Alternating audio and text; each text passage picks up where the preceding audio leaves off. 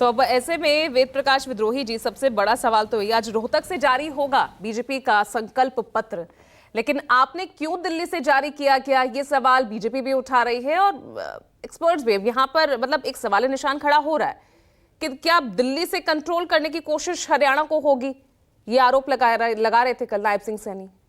पूजा जी, मुझे आपको और सभी साथियों को नमस्कार। मुझे आश्चर्य होता है कि एक मुख्यमंत्री ये सवाल उठा रहा है कि हमारा ये जो 7 गारंटी का घोषणा है वो दिल्ली से क्यों हुई। क्या दिल्ली विदेश में है क्या? अब सवाल ये कि हम दिल्ली से कर रहे हैं, क्या सारी पार्टियां अपने उम्मीदवारों की घोषणा दिल्ली से नहीं करती है क्या हरियाणा से करती हैं क्या? और दूसरा, हमने स्पष्ट कर दिया कि हमारा जो 53 पेज का घोषणा पत्र है विस्तृत, वो हम चंडीगढ़ से जारी करेंगे। और भाजपा को राजीव रंजन जी ने महिमा मंडन कर दिया कि रोहतक में इसलिए कर रहे हैं, शायद इनको जानकारी नहीं है। भाजपा का प्रारंभ से ही मुख्यालय रोहतक में है। जब से भाजपा का स्थापना हुई है हरियाणा के अंदर, उनका हेडक्वार्टर रोहतक में है और वो हर काम अपने हेडक्वार्टर से करते हैं। हमारा हेडक्वार्टर चंडीगढ़ में है, कांग्रेस का हरियाणा का। अब जिस दल का जहां हेडक्वार्टर है अपने वहीं से करेगा, स्वाभाविक है।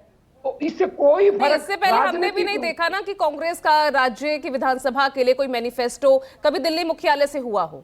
ऐसी मैनिफेस्टो देखी भी आज जारी होगा ना। मैनिफेस्टो नहीं हुआ मैडम। अच्छा, आप अपने ढंग से व्याख्या करें, मुझे आपके विश्लेषण से कोई आपत्ति नहीं है, आपका अधिकार है, पर मुझे भी अपनी बात कहने का अधिकार है। आप व्याख्या कर रहे हैं कि ये मैनिफेस्टो है, हम कह रहे हैं कि ये उसके 7 बिंदु हैं, ये गारंटियां हैं। मैनिफेस्टो आज जारी होगा चंडीगढ़ से, और ये कल ही बता दिया गया था। 53 पेज का मैनिफेस्टो है हमारा विस्तृत, वो आज जारी होगा। अब भाजपा तो उस वक्त शैलजा और सुरजेवाला वो भी मौजूद होंगे ना, क्योंकि कल तो नजर नहीं आए थे। अब ये होने चाहिए। अब ये तो साहब मैं पता नहीं सकता, अभी तो फिलहाल तो होने चाहिए। अब हमने जारी किया, मुख्यमंत्री जी हमारी घोषणाओं को झांसे बता रहे हैं और खुद 25 जुलाई से लेकर 15 अगस्त तक, जब उन्हें पता है कि एक भी घोषणा लागू नहीं होनी, आचार संहिता लग जाएगी, अपने झांसों को कह रहा कि मैंने बहुत काम कर दिया। खुद 126 झांसे देकर जनता को ठगते हैं। और वो लोग जिनका 9.5 साल से शासन था, 9.5 साल तक लागू नहीं किया, कह रहे हैं हमने 24 फसलों का एमएसपी दे दिया। अरे असत्य बोलने की भी कोई हद होती है क्या? आपने जिन 14 फसलों की एमएसपी घोषित की है, जिसकी राजीव जी भी चर्चा कर रहे थे, वो फसल है खरीफ की। कब आएंगी? अक्टूबर में। चुनाव के बाद सरकार बनेगी भाजपा की क्या? दूसरा, उन 14 फसलों में 3 फसल तो हरियाणा में होती ही नहीं। जूट की फसल, नारियल की फसल, मलदाती की फसल, जो फसल होती नहीं उसका भी बोल हमने एमएसपी दे दिया और कह रहे कि हमने पहले दे दिया। आप हरियाणा की जमीनी धरातल पर आकर देखिए, हरियाणा में केवल 4 फसलों पर यह एमएसपी मिलती है, बाकी भावांतर के नाम पर कुछ थोड़ा बहुत खरीद हो जाती है।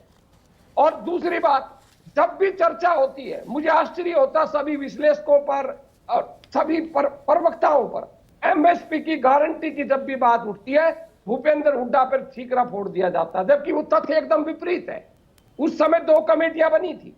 एक कमेटी बनी थी स्वामीनाथन की भूपेंद्र हुड्डा की अध्यक्षता में, एक बनी थी मोदी जी की अध्यक्षता में।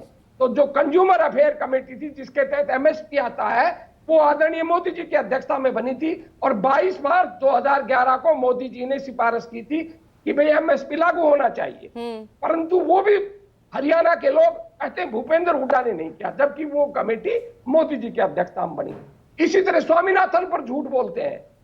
अगस्त के अंदर बीजेपी सरकार का शपथ पत्र है मौजूद 15 के अंदर सुप्रीम कोर्ट में, जिसमें बीजेपी सरकार ने माना था कि भी कांग्रेस ने वो तो किसान फैसला करेंगे 8 तारीख को। लेकिन ये बताइए ना, ओपीएस को लेकर आप कह रहे हैं ना, ओपीएस बहाली पर एक लाइन कह के जवाब दे रहा हूं ना।